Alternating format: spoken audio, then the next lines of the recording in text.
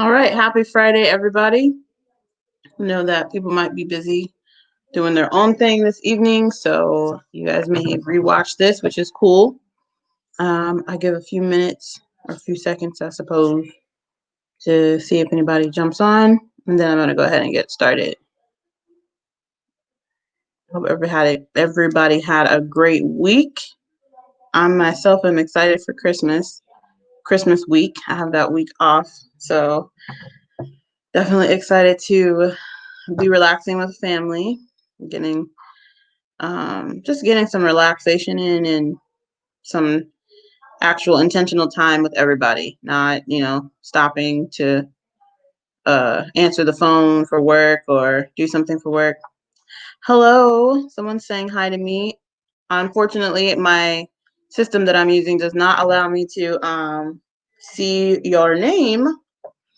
I guess you have to allow StreamYard to put your name up here, but hello. Thank you for jumping on here with me. Okay, wow, it's already been a minute. It's weird. Doesn't seem like it passed that much time passed. So last time I was on, actually was like, oh, hey Leah, how are you? Leah, I might pull you into this conversation now. You might get pulled right on in and talk to these adults out here. Well, you are also an adult, but these older adults like me, us older adults. But last time I was on, I wanted to talk. I said I was going to come back and talk about some communication uh, communication tips or things that I that I use to with my own kids. And I think communication is not always about talking. Communication is how you can get a point across. It doesn't have to always be a conversation necessarily. It can be a point you need to get across, or something that you need to tell someone to do, especially with your children. You might need to relay some information to them, encourage them to do something, remind them. So I wanted to talk about some of those things that I do. So I'm going to start off with that. The title of this live is to challenge. It's a challenge, and I'm challenging you to change your perception of young teens and young adults. Okay, but first I wanted to go back to what I had talked about last time about the reasons why your young person may or may not be communicating with you. And there were I think I had 6 common reasons. They may have some type of social anxiety, and understand whether you're a parent, a teacher, a camp counselor, a principal, anxiety, even as a parent, your child could have anxiety with talking to you. My kids definitely have shown anxiety just because they didn't want to disappoint me. So they can they can not want to talk because of anxiety. If they're already struggling with depression, that may be a reason why they're not really communicating. Fear of failure was one of them. I'm trying to remember all of them, y'all, because I don't have them written down in front of me. Fear of failure, lack of motivation. So anyway, those are some. If you want to know all of the ones, you can go back to the other video that I had. So I believe in chores. My kids do sometimes get allowance. I'm gonna add your comment up here. So this is Leah, guys. Leah is a young lady who, I think you're 19, if I'm correct, and you are recently in college. She's a graduate this year. And so she graduated in the midst of this COVID situation. And so she commented that sometimes it's a fear of rejection. I really like that point. I really like that point, that it's that they're worried that you are going to reject them or reject what they have to say or reject their reasons. Maybe you won't, they feel you're not going to value their reason for whatever it is that they're going through. So that's a great, that is a great response. I thank you for that. So as I was saying, I believe in chores. Leah, you're going to get brought on. That's what's going to happen. I already can tell. I can already tell. If I'm going to figure out how to add somebody to this thing. Oh, see, I see right here, I can invite, about to get brought on after I finish showing the people these examples. So I believe in chores. Sometimes my kids get an allowance, but chores, they've done chores since they were little too, and I believe that it instills a sense of responsibility.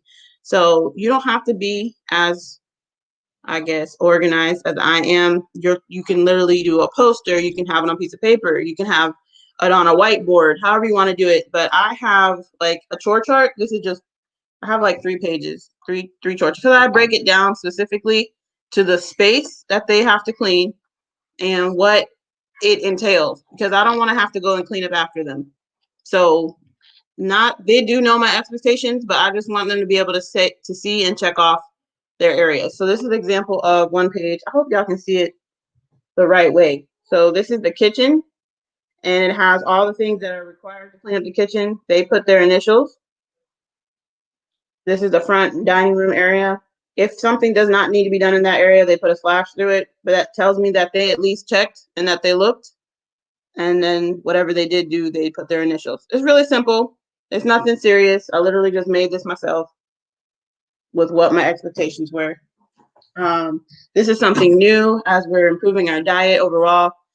We found out that JJ has some stuff going on with his diet. And so as a family, we just decided to make some better choices. So I also, as they're getting older, want them to be able to make food for themselves and cook. I'm running my business. I'm in school. So I'm not always gonna cook every single night. So I always help them with what they're doing, but this helps me this is also a time for me to bond with them, teach them, work with them. Sometimes they help each other. So we did a family menu. It's really simple. It's not a family menu, I would say. Every week it changes. So we cook a meal for the house, Monday, Tuesday, Wednesday, Thursday, and Sunday. Friday and Saturday, we call it every man for himself. So everybody finds what they want to eat, unless somebody cooks a meal for everybody. So Monday is my day, and then everybody chose a day. Everybody else chose a day. And my godson, who's 20, he does this also with us. So it's a family affair. We also have a family calendar. It's in the hallway. It's huge, so I couldn't show you guys. But we put all of our important dates, things to remember on there. So that's another way that we communicate. And then I have kept with them, I couldn't find it to show you guys, but a family journal. Sorry, my computer is shaking. I use the family journal in the end of a year to and I use it in the end of the year and we have family meetings. So we'll take notes of those meetings about what everybody said, and when we meet again, we kind of go over what we said before and present any new ideas or information. And at the end of the year, we don't do we don't do resolutions. I don't really believe in resolutions. The reason I don't like resolutions is because it's something that you have to reach, and if you don't accomplish it, then you failed. So instead of specifically naming something, we do a focus for the year. So anything that you're doing throughout that year, it should support that focus. Even if it's something that you don't do the way that you had originally planned to do it, a failure can be used as a lesson to do better next time. So as long as your focus remains constant throughout that year, I believe that you can continuously work towards that instead of it being one thing that you're trying to reach. So for an example, if you have a New Year's resolution of wanting to lose weight,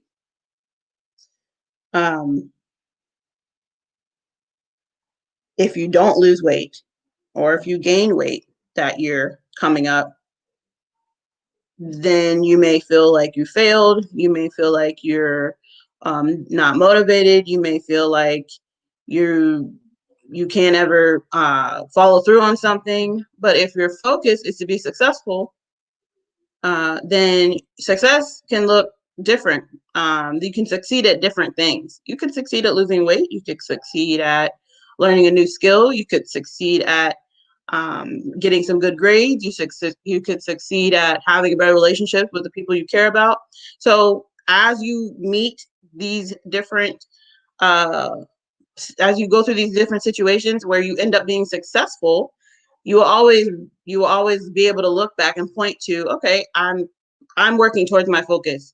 I'm being successful. So however you define that for yourself. I think mine for this year was progress. And I definitely progressed in quite a few different ways. So I'm really happy with myself. And when we sit down as a family and do our focus for next year, we'll do it live and we'll share that with you guys so everybody can see how that works. But yeah, so those are just some ways I communicate. The girls have a whiteboard in their room.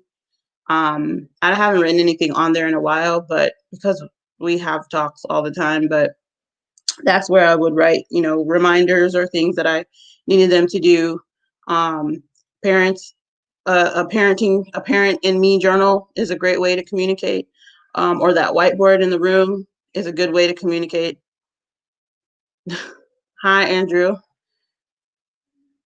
Thanks for watching. It's my bro watching. Thank you for being on here. But those are some good ways to communicate.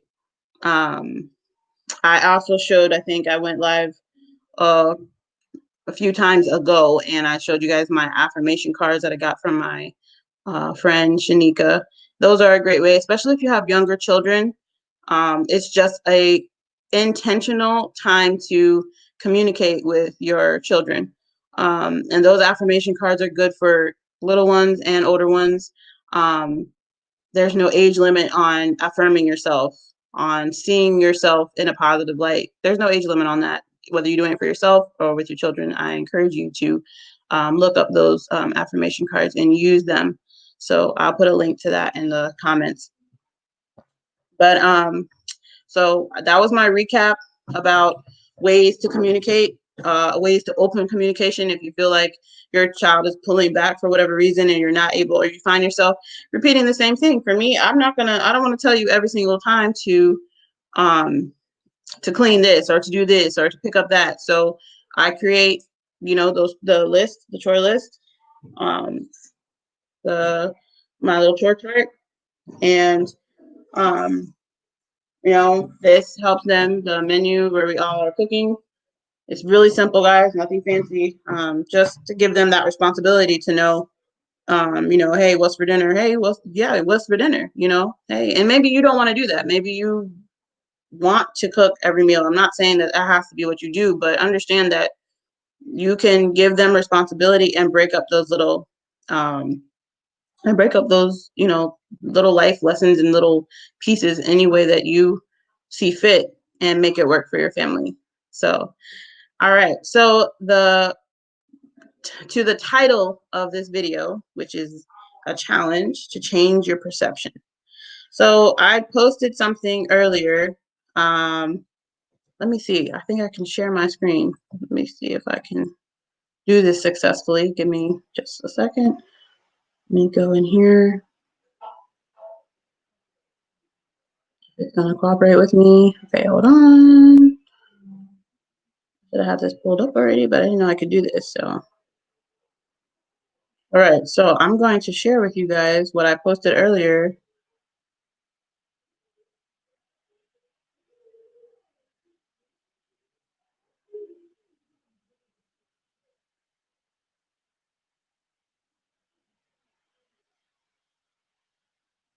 Sorry, all kind of stuff is popping up.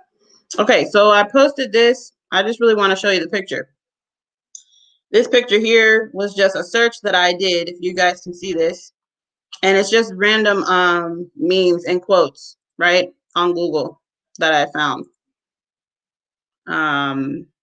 But what I found is that all of these quotes, I'm going to stop sharing now and go back to regular. It was just quotes about how parents of teens, kind of, I think is what I put in there. Parents of teens, mothers of teens, fathers of teens. And all of those quotes were so negative. they were either jokes about trying to survive, life with a teenager, or they were, kind of like, um, I just had a great conversation with my teenager, said no parent ever. And I understand the joke. I have 3 teenagers. I understand. I understand that, it's just funny or whatever.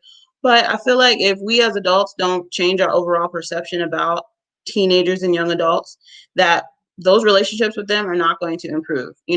I think that a lot of people are feel uneasy about dealing with teens.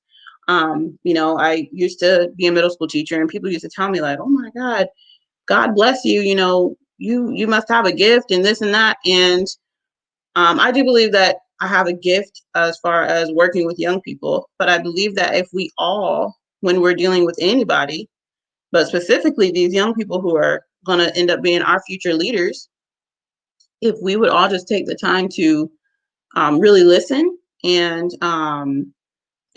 have real conversations, and not enter interactions with them with such apprehension, um,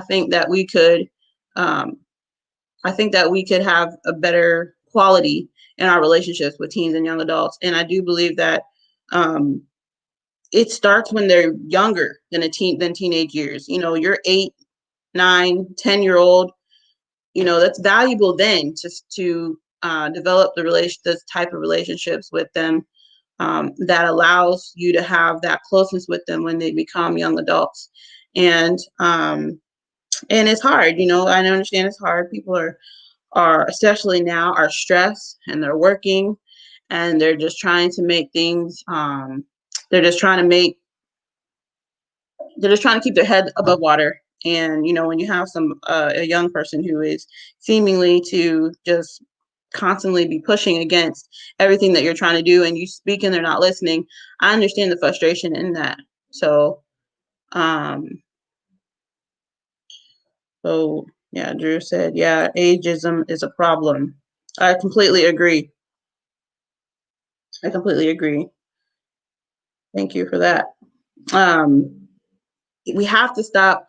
We have to stop defining individuals by the group as a whole.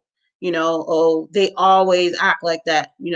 Oh, that's what they all. I think I talked about this in my last video. That's what they always do, and it really just bothered me to see all those negative posts and memes and jokes about young people, because these are the people we should be investing our time in.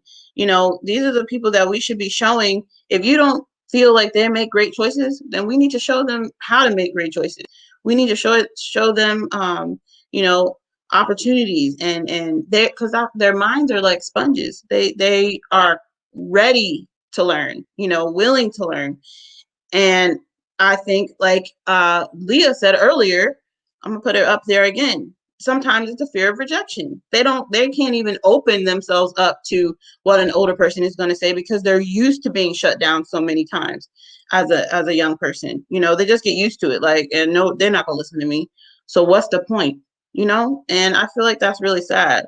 I feel like these kids out here, like Leah herself, just graduated in the midst of whole this whole pandemic, and starting school in a different way than maybe we would have had to do, and just pushing through, um, having personal issues of their own, and just finding the strength to keep going. Um, in that time. And Leah said, it eliminates us from doing better because it makes us feel like we can't do better. Exactly. That's exactly what the point was about changing your perception. How is a young person supposed to be empowered and be strengthened and feel like they can be successful if the people who they're looking up to, because they do look up to us, even though it seems like they don't listen to us, the people that they're looking up to, act as if they can't be bothered, can't be bothered to be dealing with some teenager because they do blank, blank, blank. It's just not a good attitude to have. So, and I just enjoy young people. I enjoy the fact that they're just coming into something and directly leaving another stage in their life, and that they're so if they're given the opportunity, they're ready kind of to face it with like everything that's in them. So I really, I really want to work hard to change that perception of how people view young individuals. Another thing, a lot of people have been commenting about it or posting, is about kids' success during this kids' academic success during this whole working from home, having to be in school during this pandemic type situation. So, um, from experience, my own kids have been up and down with this whole situation. I always teach my kids that, their success is not defined by anybody else. Their success is uh, up to them, and that is not even defined by me. I have already finished high school. I'm already moving on and I'm already doing other things. Them succeeding doesn't have any emotional effect on me. I just want them to do what's best for them. Um, my kids have been working from home. They definitely have been behind in work. They have struggled with being motivated. They have gotten to these stages of feeling depressed. I won't say that they've been depressed, but they definitely have felt depressed. They felt overwhelmed. They felt like they couldn't do it. And we've had our times of serious conversation where, I had to be like, okay, we're gonna just really work at getting you to be in a better place. Um, and I did have to be strict with them because I could tell that their self-doubt and just lack of security in the way everything was going was causing them to not do the best that they could. So it was kind of like a reshifting, um, and what I would say is, my disappointment in you does not mean that I, think badly of you as an individual. But the disappointment is that you are allowing a situation to cause you to not do as well as you can. So it has been hard. It has been hard. And I don't think there's a perfect answer on how to deal with the situation. But I saw something that was posted and it said, kids are not failing at um, this whole work from home situation. Our kids are not failing at uh, work during this pandemic. They're readjusting. And I think that we have to take that in consideration. This is something that they have never done before. And perhaps you have a child who's been homeschooled, or who, has always been doing work from home, um, and or something that they're used to. But I just feel like the climate, okay, especially, and this, my heart goes out to all children of all cultures and backgrounds, but I believe brown children are struggling a lot right now with everything that's going on. And I think that as educators especially, we need to be sensitive to the climate that they're dealing with. um I believe uh children all over are dealing with the belief systems and opinions of adults, and they are not able to make the change right now because of their age, but they may have different views, and they feel as if um, there's no place for them to have a voice.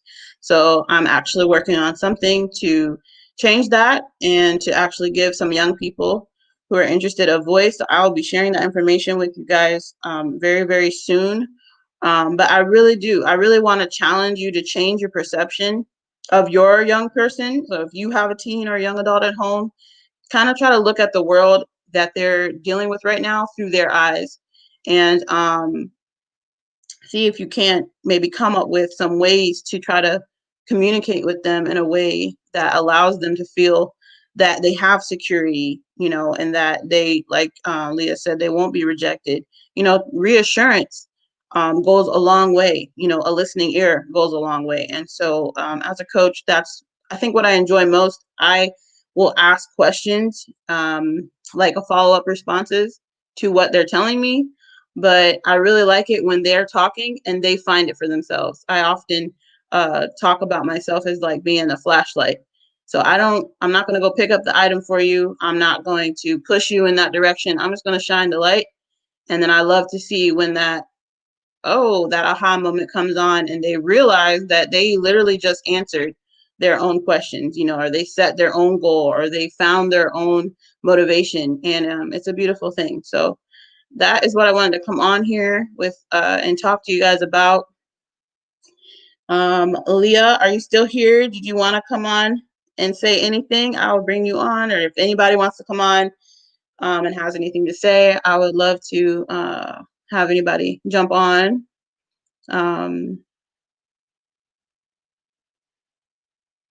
I'm still offering my 20-minute coaching consultations.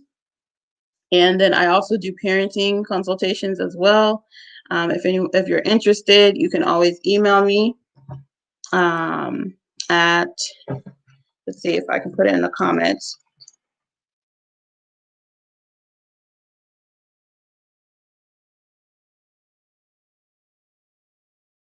Okay, yeah, so it shows right there.